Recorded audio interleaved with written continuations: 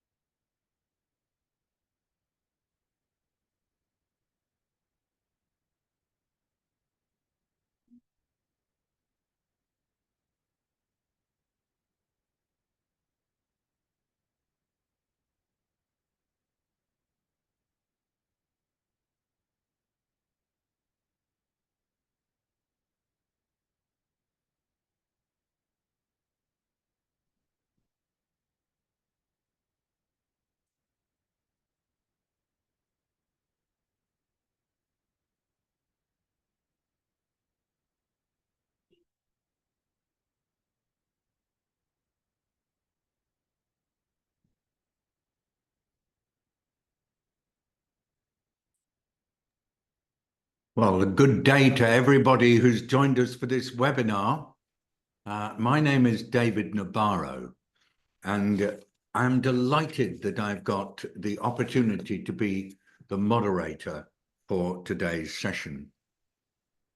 We've got a really exciting group of panelists that we will be introducing you to very shortly. Let me just start, though, by giving you a tiny bit of background to what's going to happen in our webinar. This is part of a series of webinars on the road to Kampala, and it's the second one in the series, and it's about global alliances and coalitions to support the post-Malabo agenda. Just to put you a little bit into shared understanding of this, in 2003, the Comprehensive Africa Agriculture Development Programme was negotiated in Maputo, Mozambique, and that led to one of the most far-reaching agricultural transformation efforts ever being advanced right across Africa, with support from the African Union Development Agency, which at that time was called NEPAD, and with the involvement of many national governments and international organizations. CAREP, as we came to know it, was the absolute beacon of agricultural transformation and paved the way for a lot of the international thinking that we've had on food systems since that time. CAREP was thought to be a really great exercise by Africa's leaders. In 2014, in Malabo, there was a declaration on accelerating agricultural growth and prosperity across Africa, an effort to really speed up the CAREP process.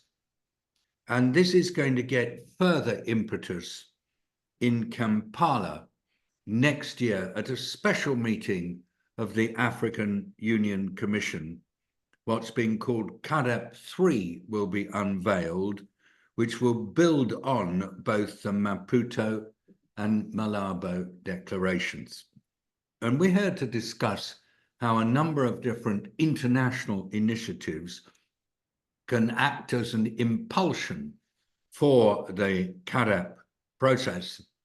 But I hope there will also be some focus on the other way around as well, how the CAADP process can be of support to different international initiatives. I'm talking to you at length at this point because the keynote speaker who is going to introduce our subject, who's chair of the Zero Hunger Coalition and is the African Union's Special Envoy for Food Systems, Dr. Ibrahim Mayaki, is unfortunately detained as a result of transportation issues, and he's going to arrive late. So he won't be able to give us the keynote presentation to start us off.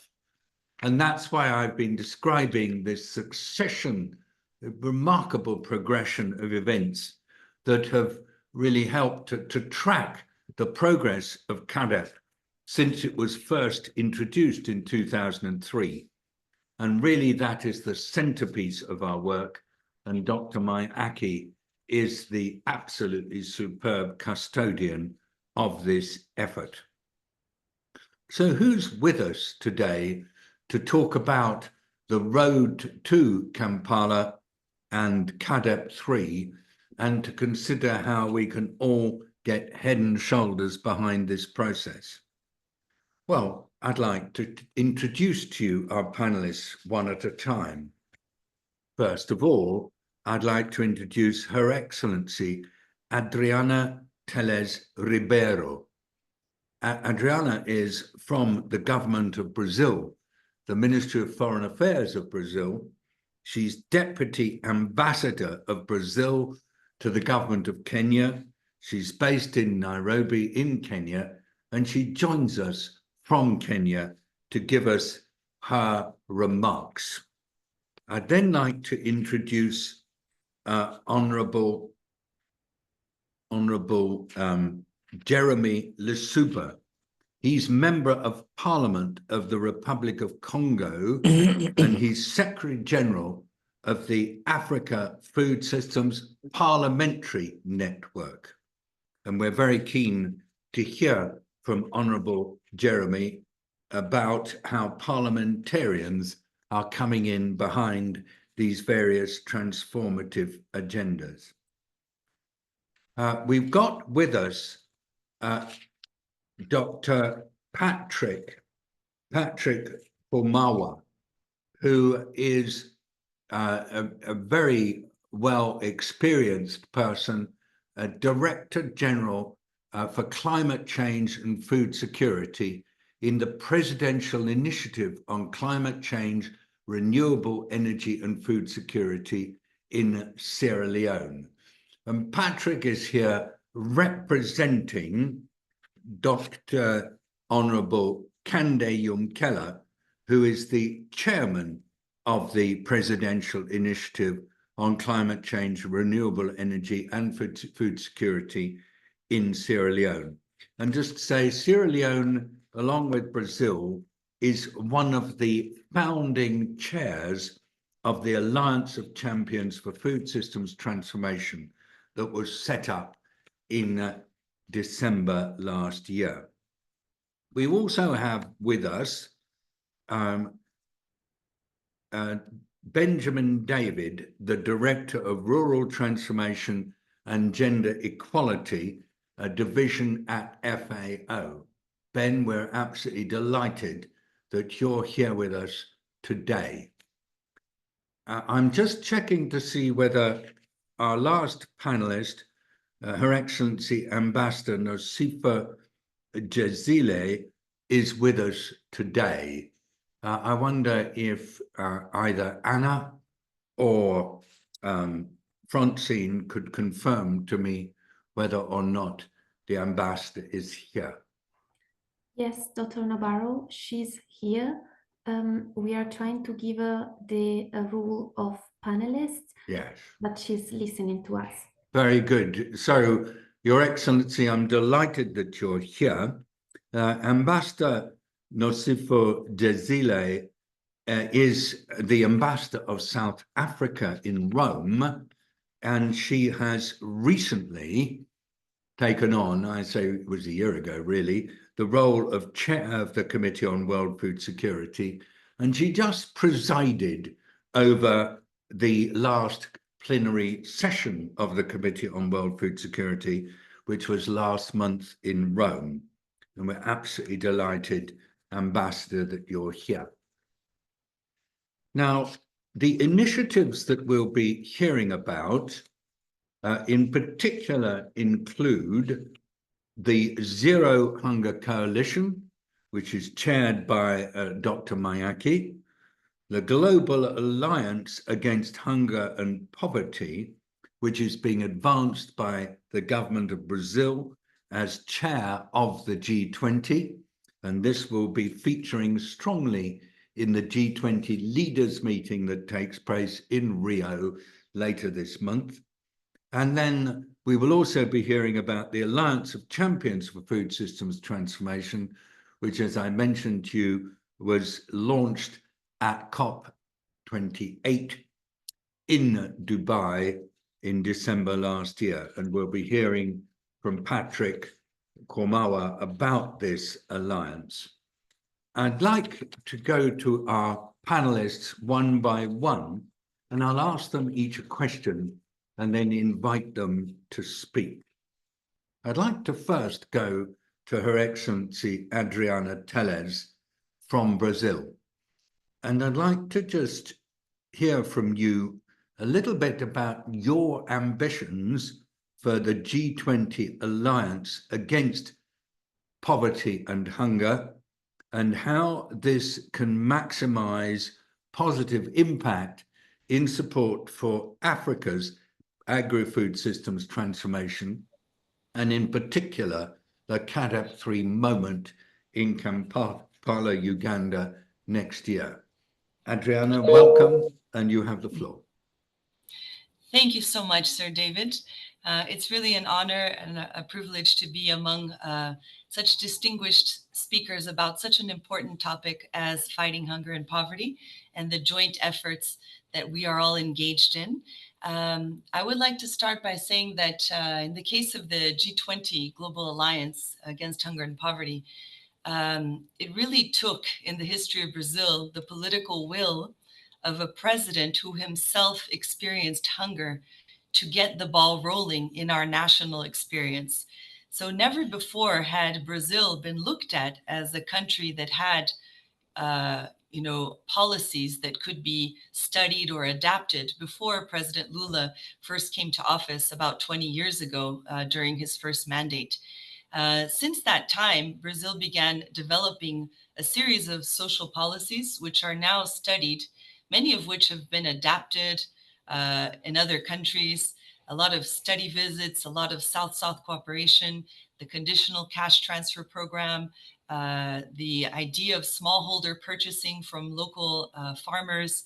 So it's really a game changer in our own country, in our own history, to have this trajectory of about 20 years. And it's this same political will that directs the G20 presidency of Brazil under Lula, because it's the first time that a G20 president has established as a priority for the G20 the fight against hunger and poverty. And so this is exciting because, as we know, when we look at the State of the World Agricultural Report, most of the people experiencing hunger, I believe the last report says about 700 million people, are in Africa. And Brazil has a very strong relationship with Africa. Historically, we have the largest population of African descent outside of Africa. And so it's quite natural that we try to work together and that we try to exchange things that have worked in Brazil and things that have worked in African countries. And it's in this context that the G20 Global Alliance is very exciting to me personally, because when I read the documents, I saw that it's supposed to be action-oriented. You know, it's designed to be very action-oriented. So it's designed to make matches between foundations that are standing by to support, technical institutions which are standing by to support as well with knowledge, countries that have policies they're willing to share. To give as an example, Rwanda the one cow, one family policy, right? When we were together in Kigali, this was mentioned by Rwanda, and I remember colleagues from Sierra Leone asking for that information. So this kind of exchange between our countries with a design that's geared towards making these matches. I find it also important to say that the alliance itself will not be dispersing funds. Therefore, it's not meant to be an institution that will be one more institution trying to fundraise, trying to have its own resources. The alliance has already got the funding for what it proposes. In other words, it has its funding for its platform, for its secretariat. And now the idea is to make these matches. And I'll just close by saying that here in Kenya, to give an example, Kenya has joined the alliance, and it's very exciting to be here in Kenya in that moment, also working with other countries within our region here. Other countries have also joined, like Somalia, Ethiopia. I believe Rwanda is about to join today or tomorrow. These countries, when they look at the policy basket, there are things that they are interested in upscaling or adapting, and the alliance allows for that kind of connection. So here in Kenya, there is a lot of drought. We've been working on the sharing policies that have worked in Brazil on adapting to the drought, such as our very cheap rain harvesting tanks that were built by the people. It's not a government solution originally. It's originally a solution that came from the people of the northeast of Brazil, and later was upscaled by public policy when President Lula came to power. But these tanks are tanks which are very simple to build. They're built by communities, usually by the parents of children of the schools as a starting point, and then they irradiate that knowledge from the schools within communities and basically to harvest rain. So in the northeast of Brazil, we still have drought, but it's not in the news anymore. Nobody dies because of it. Nobody is, because we have the water in the tanks. So here in Kenya, the same problem is faced in the Asal region. And what the Global Alliance allows is for Kenya to tell the Global Alliance, okay, you know what? I'm interested in this policy. Can we get support to adapt it and upscale it? Just to give an illustrative example.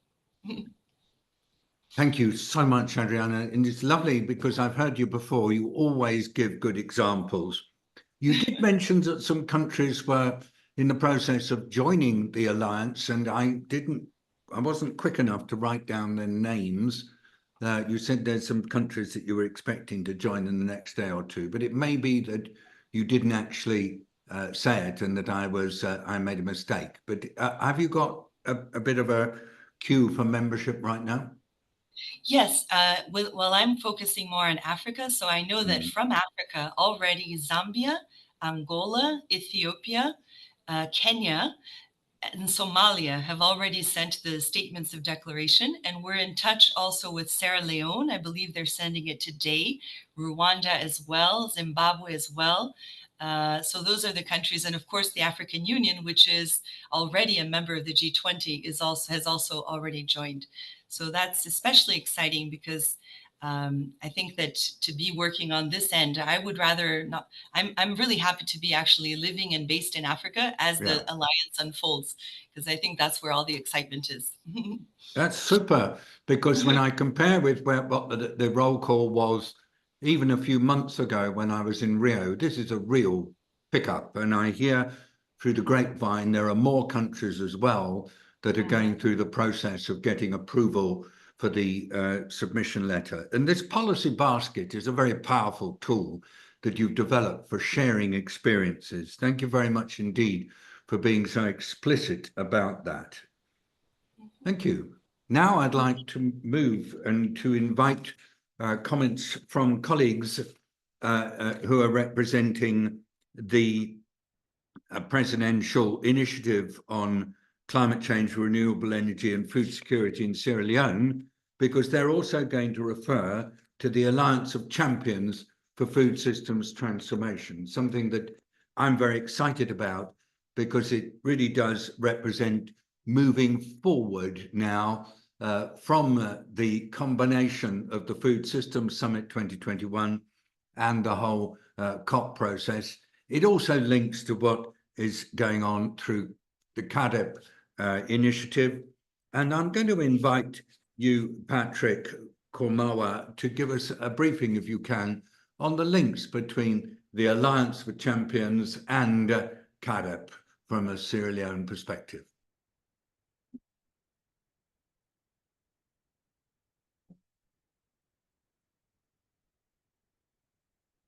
Thank you, Sir David, and thanks everyone. I'm very pleased and honored to be amongst the eminent leaders in the food systems transformation in Africa.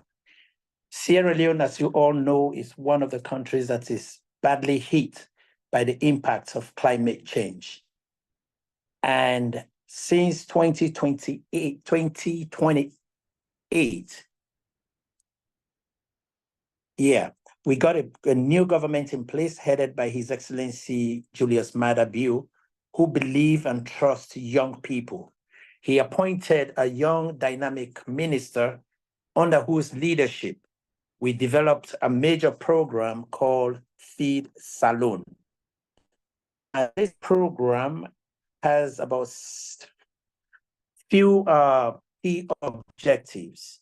And these objectives are linked with the new CADEP program that will soon be launched. The Feed Saloon aims to decrease food imports, increase exports, create jobs for women and youth, alleviate hunger and malnutrition, build resilient food systems. And all of these objectives can only be achieved through a food systems approach. And in our implementation, we are taking an all-government approach. This means that at the highest level, government, the president has given agriculture the needed impetus that is required for success. So we have a presidential council headed by His Excellency, the President, and all related cabinet ministers sit once every quarter to review the program. We also have a technical committee, which is headed by the Honorable Minister of Agriculture and Food Security. But partnership for us is very key. Partnership with national and international institutions. And that is where we find ourselves in the leadership with our minister being a co-chair of this very eminent group of African leaders for food systems transformation. In addition, the president also created what we call the Presidential Initiative on Climate Change, Renewable Energy, and Food Security. So that issues of climate change are highlighted in our production areas. Issues of energy, clean energy is being embedded.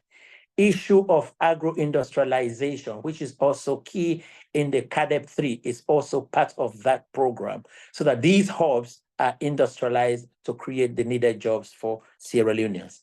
We are also introducing new varieties, short varieties, and proper management of nitrogen fertilizer. And we are shifting the production from uplands to lowlands so that we promote carbon sequestration through agro-reforestation. I hope I will have more time to elaborate on this program, but we are very excited to be here to introduce to you the Feed Saloon and what we are doing in Sierra Leone. Thank you. Now, I'm going to be a bit cheeky, Patrick, and I'm going to say I think you're absolutely right.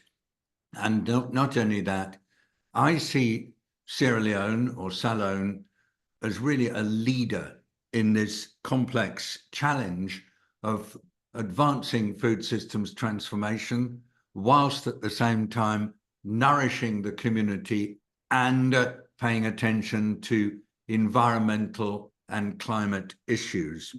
So thank you for being in the leadership role. Thank you for talking about the powerful presidential support for Feed Saloon. And thank you for stressing that this is aligned very strongly with the whole CADEP process and also is contributing to the global excitement about food systems transformation.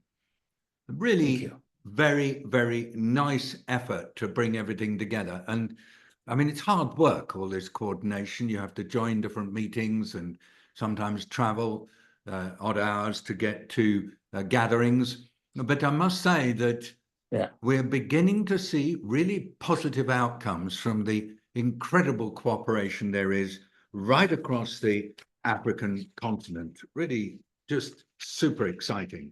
I'm rustling my papers just because I'm going to slightly change the order. I want to come now to Honourable Jeremy Lisuba, who is a really exciting parliamentarian interested in food systems and nutrition. He's been taking a remarkable series of initiatives himself in his role as a parliamentarian in Congo, but he's also got half an eye on continental issues and global issues. I heard this when we were together recently.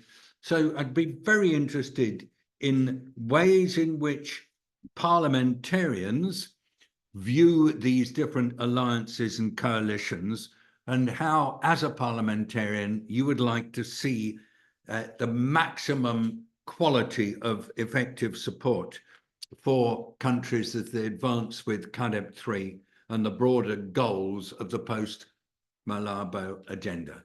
Jeremy. Yes, thank you, Sir David, and good morning, everyone.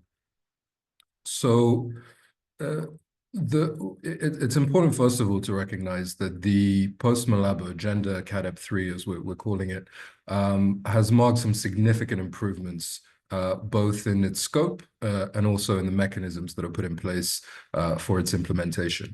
And that's very important because one of the core challenges that CAADP has had over the years and is seeking to fix in this next iteration is precisely the quality of its implementation.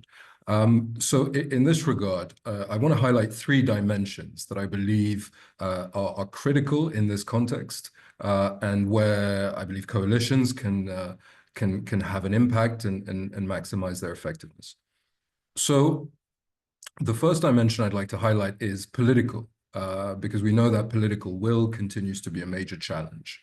And that is not just about recognizing the importance of agri-food systems transformation and being willing to act, but it's also about understanding what that actually requires, understanding the much higher cost of inaction, extending this understanding to key decision makers, heads of states, governments, parliaments, and local authorities, but also other stakeholders, local communities, CSOs, private sector, etc. And finally, it's about translating this understanding to build political urgency, drive engagement, and help to clarify pathways for more comprehensive and consistent prioritizing, policymaking, investment strategies, and behaviors.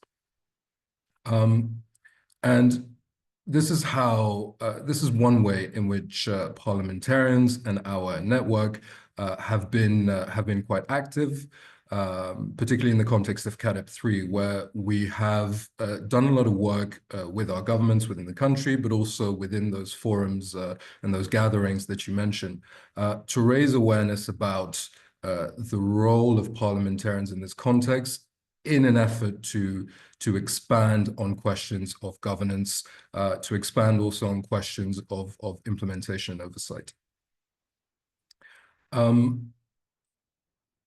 And this also is true in the context of the biennial review, which is a very important tool that I believe can be useful also to coalitions. A second dimension I wanted to highlight is financial. We all know that far more investments are needed for agri-food systems transformation globally and in Africa. We also know that current funding could be more efficiently applied and leveraged to de-risk and attract additional funding.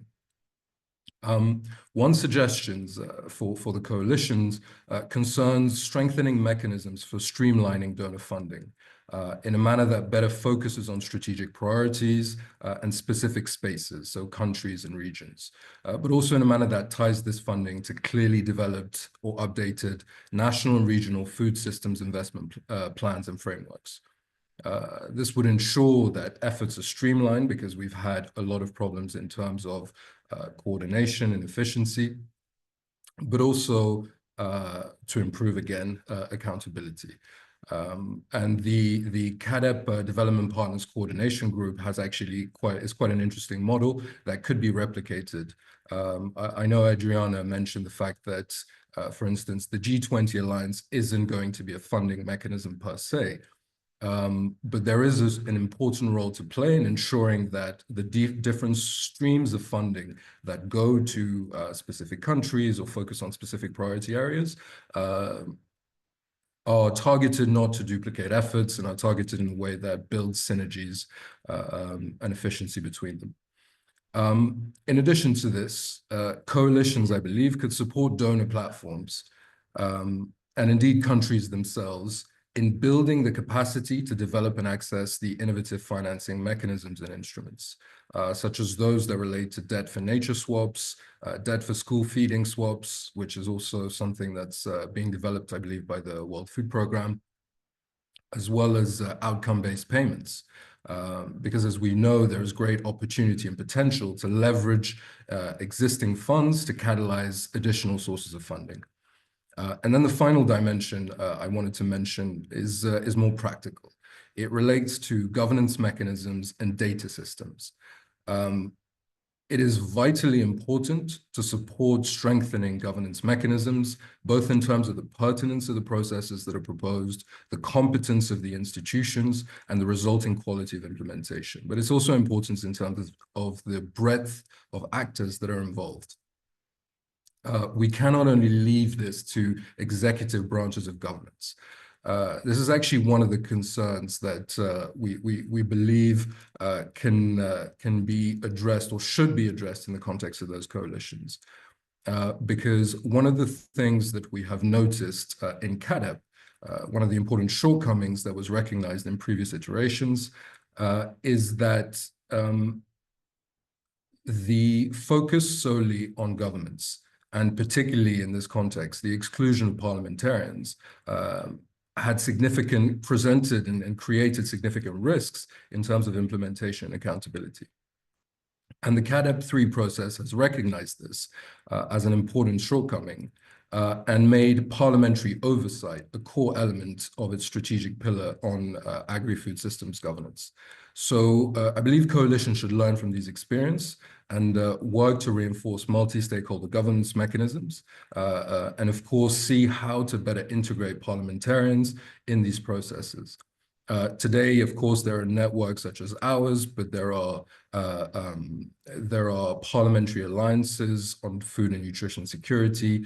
There is in 2026, as I'm sure Benjamin Davis from the FAO will know, in 2026, there will be the 3rd Global Parliamentary Summit on hunger and malnutrition, which will be held most likely in South Africa in collaboration with the Pan-African Parliament. And this will bring together parliamentarians from around the world to discuss these issues. So these forums do exist, and I believe it's important to include parliamentarians in the broader discussions, and particularly those concerning the coalitions.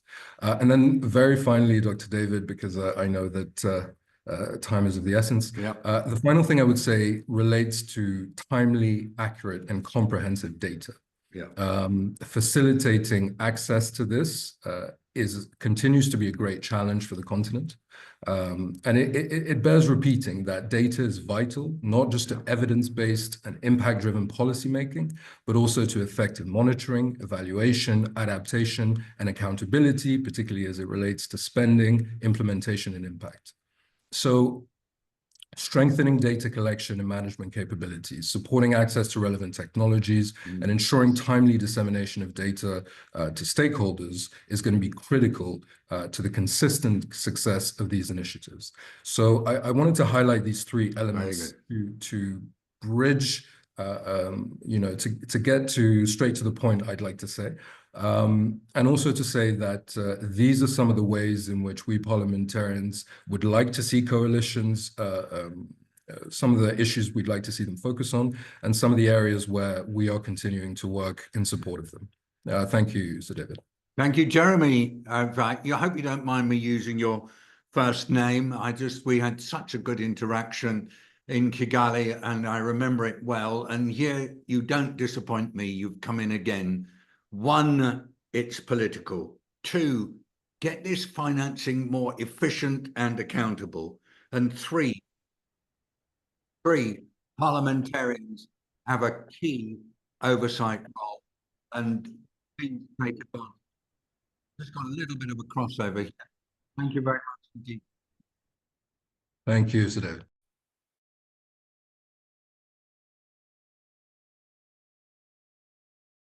Very good. Now what I'd like to do is to invite Her Excellency Ambassador Nsifo Jezile to talk. I want to remind us that Ambassador is here in two roles. She's representing the government of South Africa, who's G20 chair in 2025, in Italy, in Rome, but she's also chair of the Committee on World Food Security and just presided over a very successful plenary event. And so, Ambassador, it's going to take us a tiny time to connect you because of a little adjustment that has to be made. While I'm making this introduction, I asked the team to make certain that the ambassador can contribute. My main question to you reflects on something that you said at the very beginning of the meeting on Committee on Food Security. When I was listening to you, you focused on inequalities as being one of the big challenges in food systems these days. And my question is, given the persistent inequalities that limit access to adequate nutrition for millions of people, how can global frameworks like regional frameworks like CAADP 3 and global alliances and coalitions like the Alliance Against Hunger and Poverty that was just described ensure that the right to food becomes a tool for reducing inequality rather than perpetuating it? And what kinds of transformative actions would you like to see put in place to make this happen? Let's see if we can hear from you now, Ambassador, and thank you for joining. Thank you, David. Are you able to hear me? Yeah, beautifully. You're there, like next door. Oh, wow, thank you. I'm actually on the road from Tuscany to Rome, and just parked to make my quick and brief input. As I've listened earlier on to the different speakers, one, I think it's important to again underscore the situation in terms of food security reports that has already been mentioned by earlier speakers, which reflects in terms of its figures significant impacts and implications for countries in middle-income countries and least developed countries, and especially, if I may say, also in the context of the African continent. And therefore, this frames one, I think, the posture, or what I would mention in terms of South Africa's position in respect of how we can get back on track and ensure that we double the efforts to facilitate the progress in respect of Sustainable Development Goals, in particular SDG 1 and 2. And I'm glad that you have indicated that Dr. Mayaki is participating, because again, in the context of CAADP, we have to frame what exactly are the key messages. And of course, we are still talking about what already is the draft that has advanced, and to facilitate discussions by the heads of states in January during the Kampala session. And you had framed the discussion when you started by firstly referring to NEPAD, which is the the concrete base for the African continent's program on development, because that NEPAD is the instrument that the African countries or heads of states were beginning to define the development agenda for the continent. And there are therefore different elements to it. There's infrastructure, there's food and agri-food systems. And in the context of agri-food systems, there is a connect between production, the value chains, and how to get food to people and how to get food to the market. And therefore the link with infrastructure, whether it's water infrastructure, whether it's irrigation systems, whether it's preparedness for resilience in terms of knowledge and innovation in terms of ICTs. I then, in the context of Rome-based agencies, both the FAO has got a program to support countries to advance transformation of food systems. We have the Food Systems Hub located in FAO as the platform through which we should be able to outline the nature of the actions that are to be taken on board. And in the African continent, we are the one continent that also had a roadmap on food systems transformation presented to the food summit in 2021, as well as during the review of the Food Systems +2. And I'm then coming back to the outcome of CFS.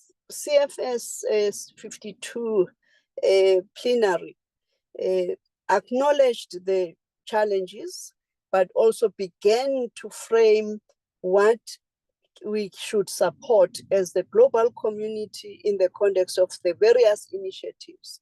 One, you had already mentioned the Global Alliance Against Hunger and Poverty as a platform and an opportunity with leaders, because we need political leadership that would facilitate actions in the context of the policies. And I'm then referring to the policy frameworks that are developed in an inclusive fashion within the processes of CFS. So the policy guidance or the normative framework, as voluntary as it is from the CFS, is the framework that seeks to facilitate the advancement of progress, especially in anchoring the right to food agenda. And the FAO, IFAD, World Food Program, all contribute to facilitate the implementation in this regard. And lastly, I wanted to then mention the discourse and the link, both in terms of regional organizations, including the legislative arm in the context of parliamentarians. So we acknowledge both as in terms of CFS, the role of parliament, and in the context of Africa, Pan-African Parliament has an important role, and the sub-regional bodies, including the East African Parliamentary Platform, that would facilitate the integration of these policies and the policy guidance in order that we do not talk about certainty for investment. For example, if we say responsible investment, we already have a policy guidance, and therefore that should aid us to work with the private sector, because part of what we are saying is lacking is the fact that we have resources, financial resources, but they are not public resources, will not help us to move the needle in terms of reducing food insecurity in the world. And therefore we need the private sector to partner. And I think here you do have your network on its own contributes value in respect of how that can be envisaged and where are the points of connection that we should be sharpening in order to enable more efficiencies, both in terms of financial flows as well as the capacity to handle those resources in a manner that upholds all the governance principles that we aspire. So in concluding, what then the aspect that I thought I should also mention relates to the need to have more investment in preparedness and proactive action. There was a mention here about on climate and the impacts of climate change, or what we refer to extreme weather events, whether it's drought or in the context of La Nina, El Nino. We have had a situation where in Southern Africa, if I mention in 2023, last year around September, we already had information from the meteorological institutions about the onset of a drought within the sub-region. And our state of preparedness meant that one, you should by now, or by the time we have in 2024, experiencing those drought conditions, we needed to have prepared the infrastructure, whether it's storage for food, storage infrastructure, and that does require private sector, and of course the framework that would discourage speculation. Two, you need seeds for those areas that are more drought resilient, for those areas where we will be able to get to the fields and continue to plant. We need human resources and the human resources that are prepared to actually make sure that if there is a disaster in one area that is climate related, there is the prepared resources, both logistically and in terms of human resources and in terms of financial resources that are already stored, which is why then there are also these discussions about how to make sure that those countries, because those most vulnerable countries are the same countries that are affected by debt in terms of the financial capacities, and therefore there must be another mechanism. And in the context of those financial instruments, whether it's insurance, short-term insurances, that should be able to come on stream at the time of such onset of an extreme weather event. So I'm mentioning these just as examples, but I think we can have long-term conversations. In the main, the message is that there is a role for everyone. Global community has policies that are inspired, negotiated in the CFS. Two, in the regional context, African Union has got the roadmap now on, and as the third phase of CAADP, which we need to actually facilitate implementation, and then all hands should be on deck on that basis. How to redirect financial resources in a manner that is going to contribute meaningful change in the continent of Africa. I would give more examples. Thank you very much. Well, thank you, Ambassador. I mean, just to say, I know that it's been quite tricky for you to join because you're traveling, but thank you. And everybody, I found that presentation super interesting because it started by stressing that the CFS offers normative frameworks. It's very clear that these are voluntary, but after all, every normative framework is voluntary. But goodness me, they're helpful, and the voluntary guidelines on the right to food have been really remarkable. So thank you for that. Thank you also for stressing that you're going beyond that now to encouraging policy integration and providing guidance that can go not just to governments, but also to other stakeholders, private sector in particular. Thirdly, thank you for stressing the potential role and important role of parliamentarians, whether you are working regionally or nationally. And fourthly, and really delighted that you brought out the importance of preparedness it's one thing to be able to respond to a crisis. It's quite another thing to be ready. And the example of preparedness in the recent Southern Africa drought that affected your country and other neighboring countries is remarkable. We don't tell the good news often enough, but you were super prepared. Thank you for that, Ambassador. Now, it's my honor to tell you all that Dr. Ibrahim Mayaki is here. And he had, as I told you, some issues to deal with on transport and other stuff. Dr. Mayaki, we've been going through the one round with the panelists. We've heard from Adriana Teles Ribeiro, the Deputy Ambassador from the Brazilian Embassy in Kenya. And you know her because you met her, because I was there in Kampala, and Kigali, sorry for that. And you focused on the contribution of the Global Alliance Against Hunger and Poverty that has been advanced by the G20. We also heard from our colleague Patrick Kormawa, who is representing Candy Yumkela, and talked about Sierra Leone's work with Feeds Alone and also the Alliance of Champions for Food Systems Transformation, of which Sierra Leone is the chair. We heard from Jeremy Lisubo, who again, I know you know, who talked about the role of parliamentarians. And he once again stressed the key role of parliamentary oversight on food systems transformation, and said that if you leave it just to ministers and officials, you don't get the full story. There is a real role for parliamentarians here. And he described the role on looking at political will, looking at financial efficiency, accountability, and looking at data systems.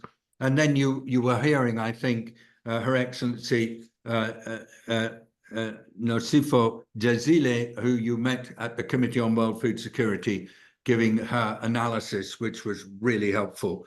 We'd like now to invite you to make your keynote remarks.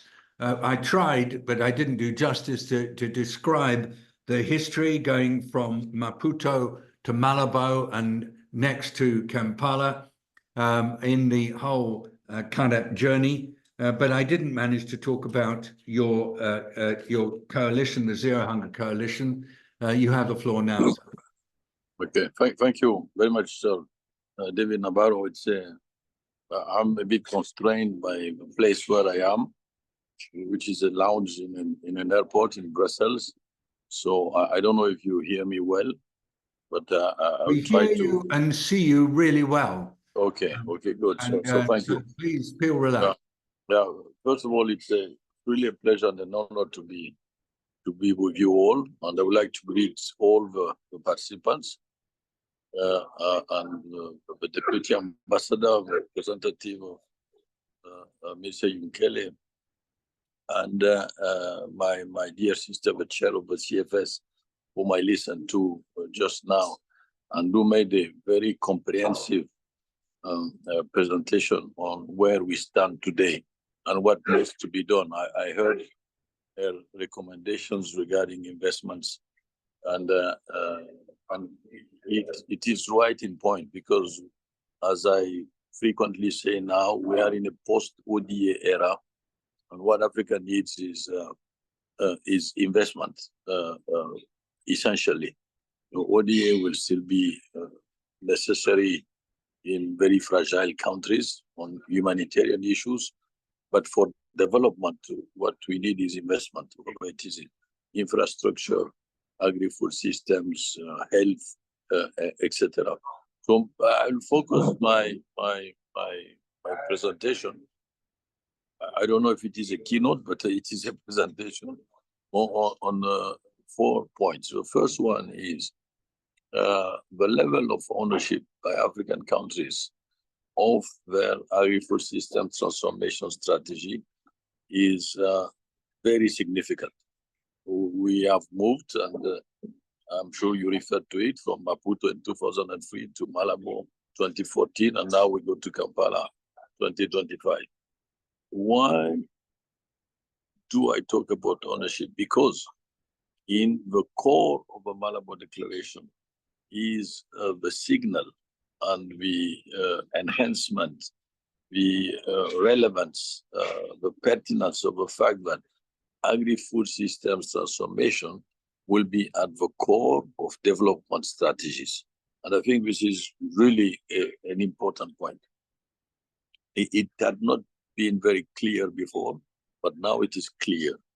But at the same time, having agri-food system transformation at the core of development strategies means that also we need to think about systems, about interlinkages, about connections, about nexuses. And the important nexuses, we know them with infrastructure and our PIDA projects. PIDA is a program for infrastructure development in Africa, which is based on critical corridors. And these corridors connect regions. These regions are food baskets. And within these regions, we need to improve infrastructure. We need to improve connectivity. So the linkages are there. Infrastructure for sure. Trade evidently. Because even if intra-Africa trade in agri products has been multiplied by 3 since 2000, we still have a lot to do. And this infrastructure and trade will facilitate our industrialization process based on clear regional value chains. And evidently, climate is a very critical issue, and the nexus with climate, water will be essential. And that nexus with climate will be fought not only by central governments designing national policies and national plans which are climate-proof, but the soldiers on the ground will be the small-scale farmers once they have science in their pockets. And this is important, and it's also very clearly highlighted in the Post-Malabo strategy.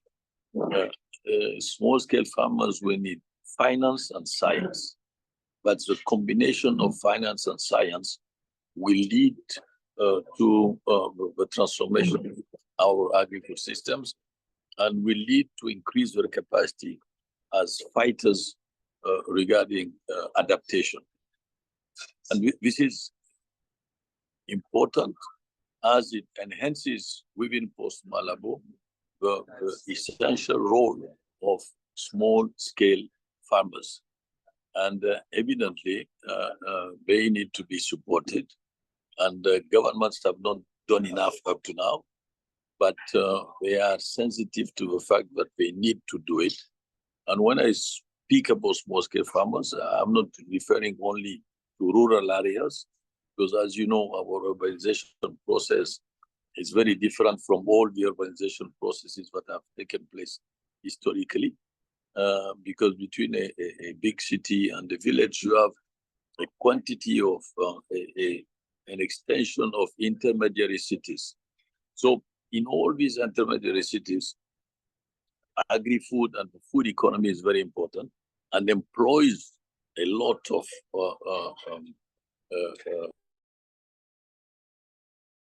the food economy are quite important.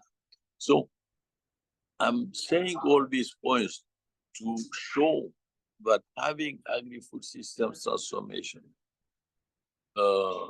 in a multi-sectoral perspective, based on the capacity, the enhancement of the capacity of small-scale farmers, reinforced by infrastructure, taking into account climate issues, with science, not forgetting trade.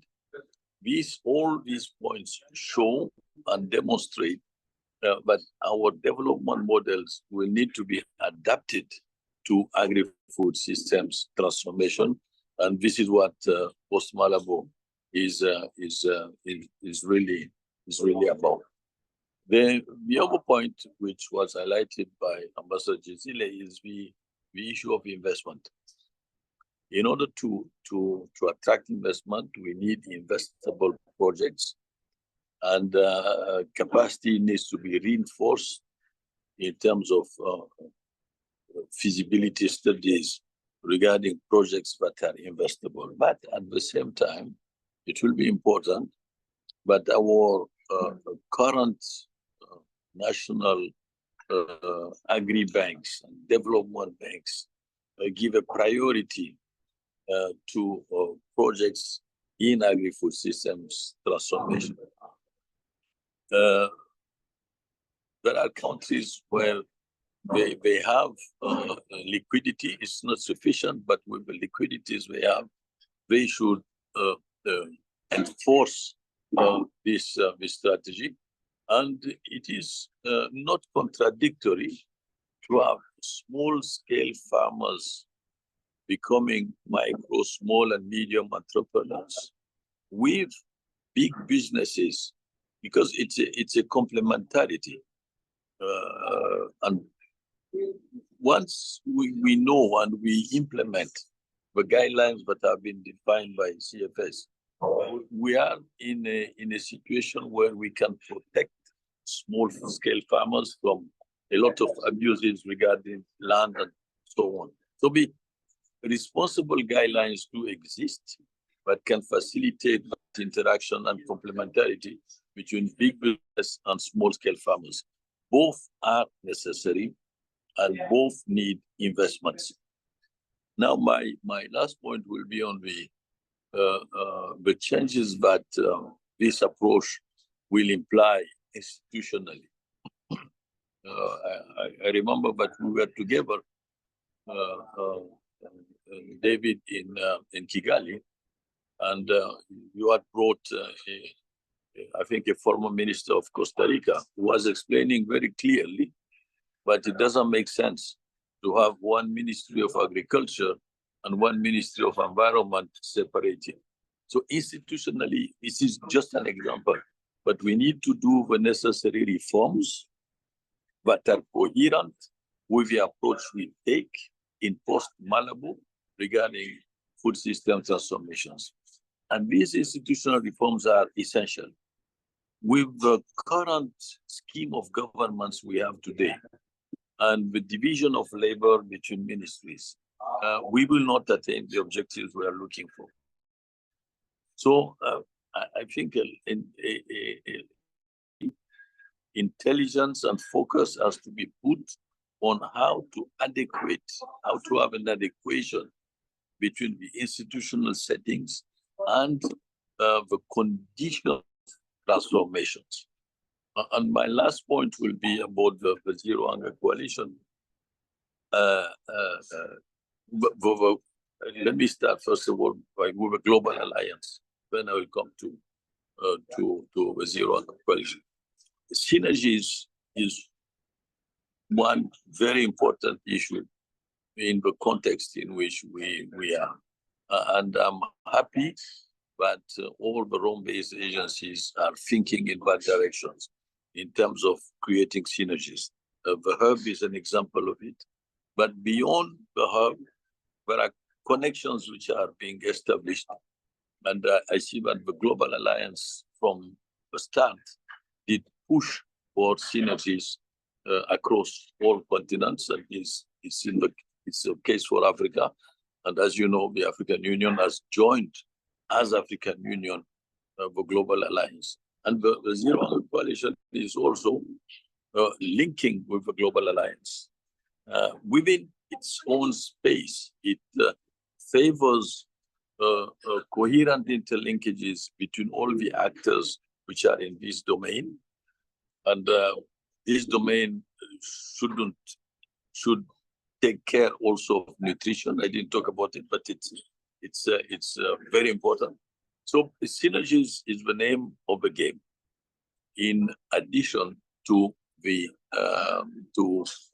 reform of the institutional settings, and in addition to the new development model I was trying to explain. So maybe I will stop here, and thank you all of your participation, because it helps us think better, and it helps us look at venues and ways which can help us improve. And I would like to thank you particularly, David, for your being constant and bringing to us this intelligence of how we should work together. Thank you. Well, Dr. Mayaki, Ibrahim, that was masterful. I loved it, especially the nice things you said about me. Thank you. I want to stress to everybody just how lucky we are that Dr. Mayaki is with us, because as well as being chair of the Zero Hunger Coalition and the African Union Special Envoy for Food Systems, Dr. Mayaki has had a star-studded life, actually. He served as Prime Minister of Niger from 1997 to 2000, after serving also as Minister in charge of African Integration and Ministry for Foreign Affairs. He's also been in running a thing called the Rural Hub based in Dakar in Senegal. And that was where I first had the opportunity to meet Dr. Mayaki with Florence Lasbens. Most recently, he served as Chief Executive Officer for the African Union Development Agency when it was called NEPAD. And it was great to hear the support given to NEPAD by Ambassador Jazili when she spoke. So thank you. We are really honored to have you. And it was a mid-note. I mean, it was a keynote given in the middle of a seminar, so I'm christening it a mid-note today. Thank you for a brilliant mid-note. Thank you for stressing, I mean, so many things, but for me, really, really important that you were explicit about the incredible level of ownership there is for agri-food systems transformation in Africa. Quite important that this is repeatedly said. There are few other continents, in fact, I don't think any other continents, where there is this degree of collective working around this very potent series of CAADP moments in Maputo, in Malabo, and now in Kampala. And the whole CAADP process has acted as a really important conceptual framework that has allowed the emergence of a multi-sectoral perspective. It's allowed looking at new kinds of development models. It's allowed thinking about institutional reform, and it really has given us a really excellent basis on which to work. And it's been led by a number of remarkable people at national level, at regional level, and even internationally. Finally, there was something that you said in your presentation that I'm going to hold on to quite extensively. You said working on the creation of synergies is what's needed when we're doing this kind of systems operation. And you described that the hub in Rome is an example of a synergy creating body. And I thought to myself, that must be one of the indicators of what we're trying to do, which is to move towards a point where trade-offs become less pronounced and synergies or win-wins start to emerge and become more dominant in decision-making.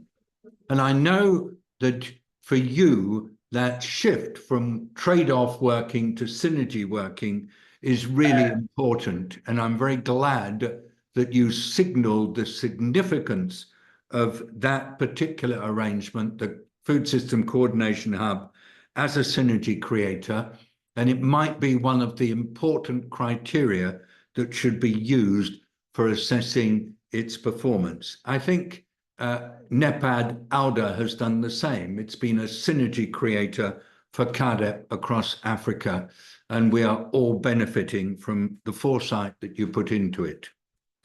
Ladies and gentlemen, I'm going to invite our panelists now to be ready to come in with some second comments. But before that, I just want to see whether or not we have in the chat a number of questions that people who are in the audience of this webinar would like to raise. And the main one has come from Shadrach Agaki in Nairobi, who sent in a question saying the following: food systems transformation will serve both climate change and livelihood issues. And Shadrach says, but if it's going to work, it seems to depend on shortening value chains. And we are asked, how do we harmonize how do we harmonize national and local policy packages to transition from constantly looking at internationally focused value chains to instead looking at more local, shorter value chains, a little bit like we saw happening during COVID. That's a comment that I added. And how will this shortening of value chains impact the work of WTO policies? Well, this is a fairly thorny and frankly quite tricky question. And I'd like panelists to reflect on it, all of you. I can't, with the way that we're working, invite Shadrach himself to speak some more about this, but I get his point that shorter value chains may take us into conflict with some of the issues that WTO works on. And we need to understand that. And really an awful lot of development is focused on international value chains. There's a lot in that question. So that's just taking the question from Shadrach. Dr. Mike, I'll come back to you after going around everybody else. I'd like you very much to think about that question on value chains. But also, I'd invite panelists to reflect on other things that they've heard. And I'm going to throw one extra question at them in case they're short of things to talk about. Really interested in how Brazil, Adriana, can leverage the political momentum within the Alliance Against Hunger and Poverty to support the implementation of CAADP 3. That builds a bit on what you were talking about when you spoke earlier. So Adriana, very briefly, perhaps for a minute or two, I invite you to come back again now for your second go. Well, thank you, Sir David. Speaking of auspicious synergies, I was just so overjoyed to read here in the chats that South Africa has also sent its joining of the Global Alliance Against Hunger and Poverty. So that is such great news, because I think that one way it's very auspicious that South Africa is taking over from Brazil the G20 presidency, because I think this will allow us to work very closely together on furthering the Global Alliance Against Poverty and Hunger, especially in Africa. I think that's going to be a game changer. As for Brazil, I also think that when we look at the similarities between our rain cycles, our soil, and the challenges we've had, we can really share with other countries the policies that worked in our case. And that's what the Global Alliance is trying to promote. It's this exchange of evidence-based successful policies. But in the case of Brazil and Africa, we have a lot in common also regarding certain challenges of climate adaptation. Because, for example, the northeast of Brazil is being very hard hit by these cycles of drought, but we still have rain. So I think that one area we're personally focusing on within the region that I'm based in, which is Kenya, but also working with Somalia, Rwanda, Uganda, is how do we catch the rain? Because I think the situation of parched, I was invited this week and saw a very powerful documentary on the drought situation in Zambia earlier this week. And it's something that makes me feel that when we have rain at this point, we need to be catching it. So these are the kinds of strategies that we want to break down the jargon, unpack the, let's say the political discourse that we all agree with, that we must improve food security, for example. What does that mean? I think the Alliance will allow us to get to the nitty-gritty, to the synergies that that Dr. Ibrahim referred to so eloquently to actually share what works. And I just want to throw out two other examples here in Kenya, which are things that I think the Global Alliance can help us share as well and exchange. Here in Kenya, they are trying to upscale their school feeding programs, but that cannot be done at the cost of cutting down more trees. So something also developed in Brazil is ecological stoves, which burn only 10% of the wood that normal open air fire in preparation of school meals usually burn. Other strategies are also very simple, like putting plastic tarps underneath the soil, like about this below the soil, so that when you water it, the moisture, that level of soil stays moist. So I think we're going to be very focused on the hands-on tricks or strategies, or, you know, how can we say, like especially the ones that are developed by people and later upscaled by government. In our experience, it was civil society that found a lot of the best solutions for our country. It was President Lula who brought in for the first time a lot of civil society experts into government. So we're really interested in that relationship as well. The role of civil society in supporting the G20 and in supporting the implementation and the exchange of effective, you know, evidence-based strategies to fight poverty and hunger. Thank you so much for the opportunity to speak to you on behalf of that. And I'm so grateful to you for, again, the warmth with which you engage, connecting with the issues that have been raised by different panelists, so that it is a really open and virtuous conversation. And thank you for giving your contact details. And we look forward to staying closely connected with you. It was very, very joyful to hear you. I'm still going to invite brief comments. Patrick Kormawa, would you like to comment on anything you've heard, in particular, the comment on shorter supply chains that came from our colleague in Nairobi? Thank you very much, Sir David. Yeah, let me give in 2 points here. First, on Professor Mayaki's presentation. I think that's very, very, very apt. I just wanted to highlight one key point, which perhaps could also be added, that is also in line with the Alliance's objective, which is promoting transformative change. To promote transformation, you need consistencies in policies, you need consistency in programs, and you also need programs at scale. I think these, for me, or for us in Sierra Leone, is very key if we are going to transform Africa's food systems. The ownership issue is key. I mean, in the past CADEP, the ownership was mentioned, or the interest of government was measured by the amount of money that budget that was allocated to agriculture. I think now we need to go above that.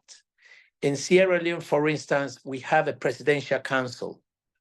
And with the all-government approach, resources are coming into the agricultural sector, because the Minister of Transport, for instance, now understands that money meant for roads construction also contributes to the transformation of the food systems. Now, coming to the issue of shorter value chains and its implications for the WTO. I think, yes, Africa must also invest in shorter value chains. But noting that we have a huge deficit of food, first, I believe the focus will be to ensure that that African countries are able to feed themselves in a sustainable manner. And in so doing, shorter value chains and high value nutrition-sensitive agriculture, I think, is key.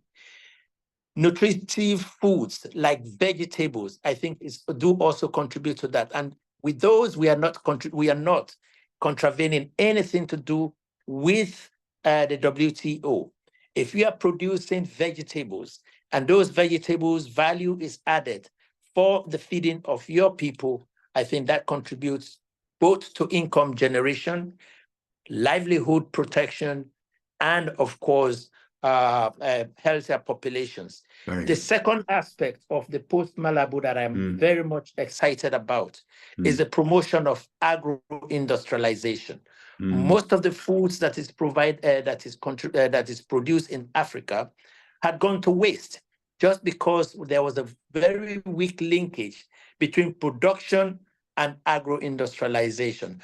And that CADEP is bringing these within the Post-Malabo.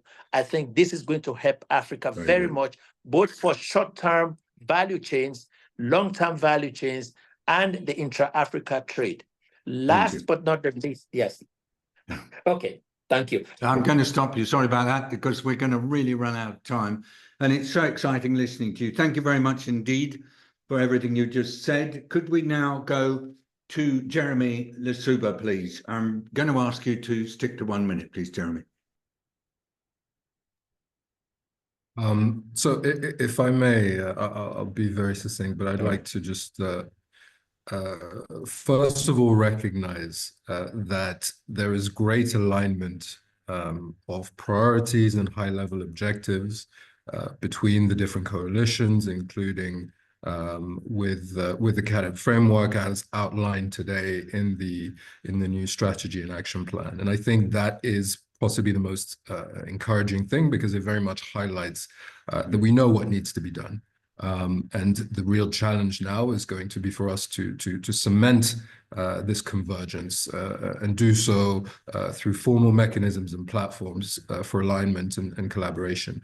I think there is a summit that is planned within the context of the Global Alliance, and I think that is going to be a very valuable instrument. If I may, Sir David, just there are one word that crystallizes my takeaway from what some of the panelists have said. Adriana, getting the basics right and getting to the point, not getting lost in complex concepts, but figuring out how to get those very simple things right. Dr. Komawa, consistency. That's very important. Consistency, not just with ourselves and with our approaches, but consistency also over time, I think, is critical. Ambassador Nosifo, the question of resilience. I very much appreciate what you said about responding and being ready. And I think that's something that we need to build within, obviously, our agri-food systems, but also in our approach to their transformation.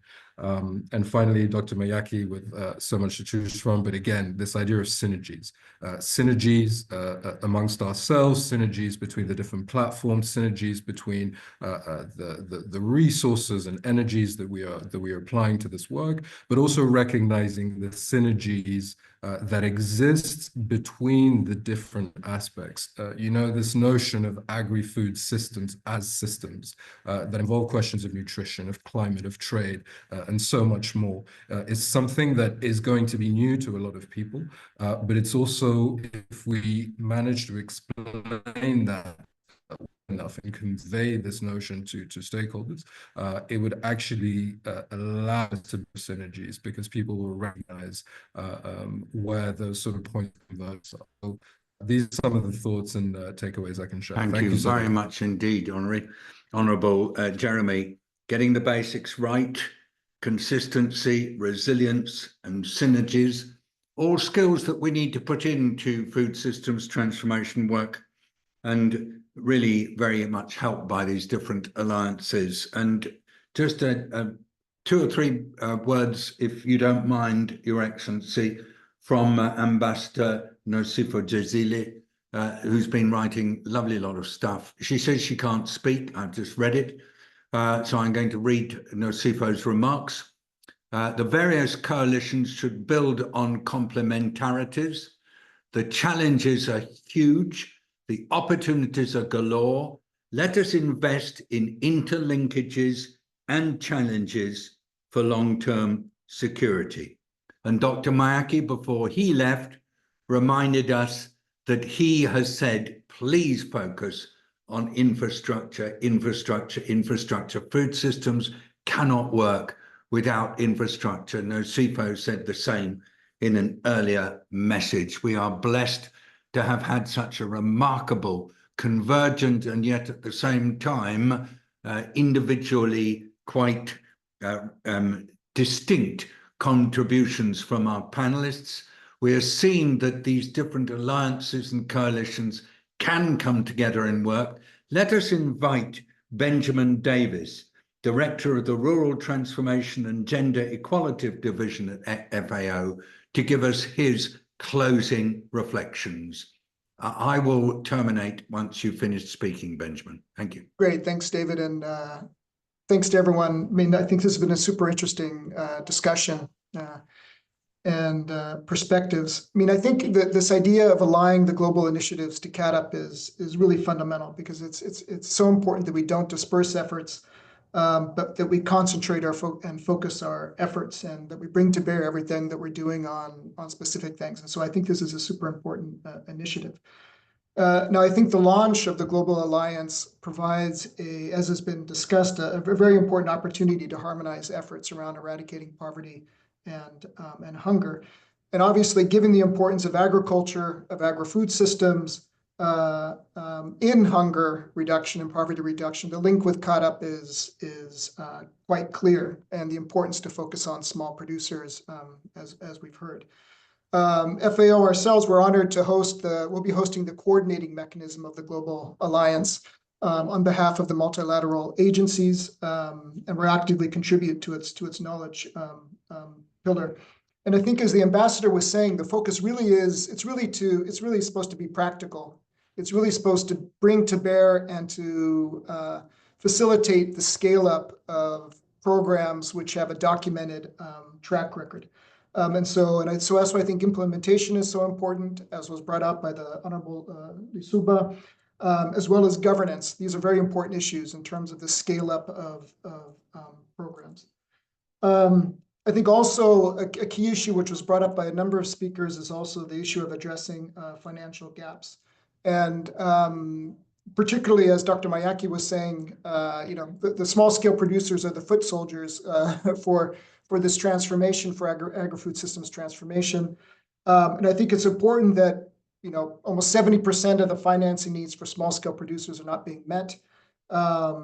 And in sub-Saharan Africa, 3 out of 4 small and medium enterprises, I would say micro, small and medium enterprises, are lacking the adequate finance that they need, which is particularly true for women, for youth, for other marginalized groups. And then only 1.7% of global finance, climate finance, reaches smallholder farmers, right? And so I think that is particularly important for the Global Alliance, for these other coalitions, to mobilize a political commitment in order to increase the amount of resources going to small-scale producers, in order to ensure that this agri-food systems transformation is more inclusive and sustainable. And I think the suggestions, for example, from Honorable Lisuba were super important in terms of the importance of efficiency and accountability in that. And I think that one of the goals, in fact, of the Global Alliance is to improve the quality of the financing that is going for scaling up these programs exactly along those lines. And so I think that's a lot of the big potential of the value added from the Global Alliance initiative.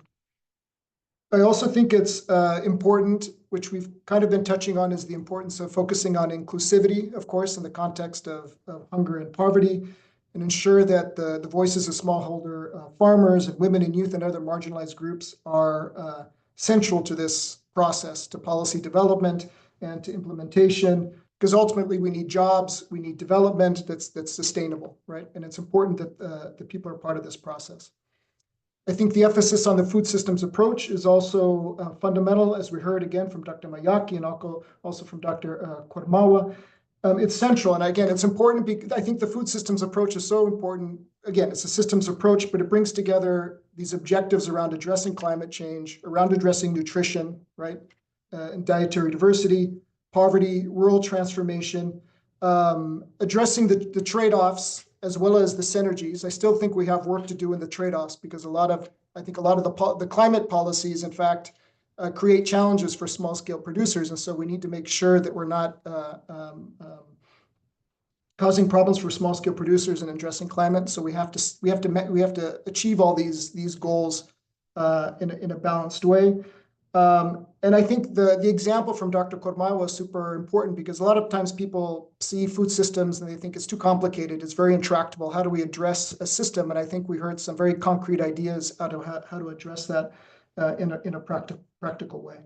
Also, I very much second Honorable Lusuba's comments around the importance of parliaments and parliamentary oversight. As he mentioned, the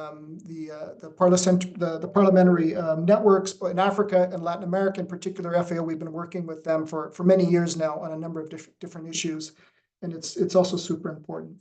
I think finally, I would also just like to second the importance of institutional reforms, Dr. Mayaki, which to me is this is one of the central challenges of development, is how do you get beyond the sectoral approach, which makes any kind of multi-sector approach so difficult. And so I think it's fundamental to be thinking about what are the kinds of incentives, the structures, the institutions that can foster that more systems and multilateral approach. And I'll leave it with that. Thanks, David.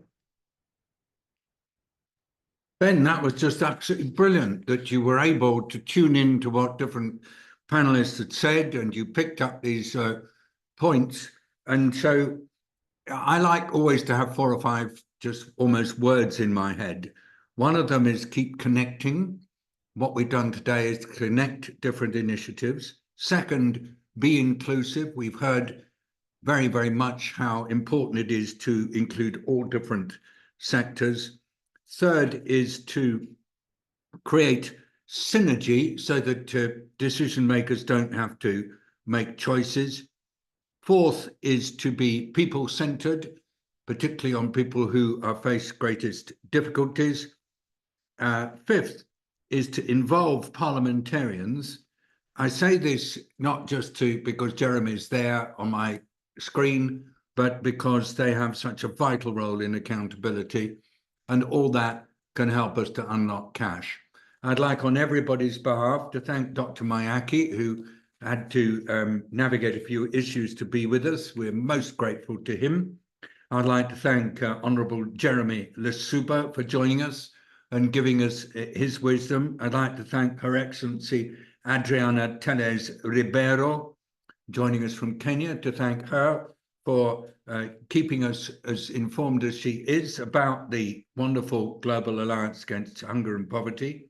I'd like to thank Her Excellency Ambassador Nosifa Nauskajin Jezile for joining us, again, despite the fact that she had some transportation challenges. I'd like to thank Patrick Kormawa for coming along, probably at short notice, to represent Honourable Dr. Candy Yumkela, but giving us some very, very helpful insights and points to work on.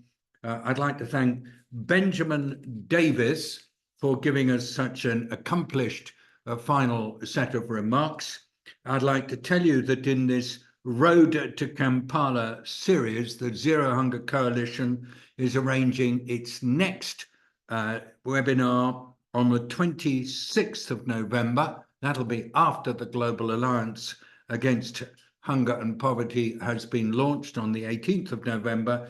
Now the Road to Kampala next seminar is 26th of November.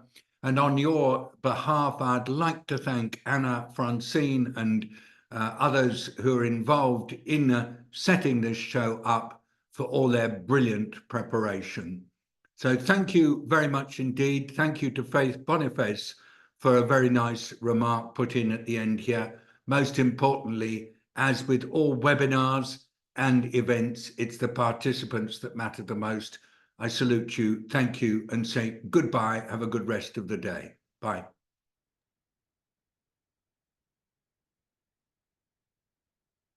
Thank you, Sir David. Goodbye. Thank you, Jeremy. Bye. Bye. See you again.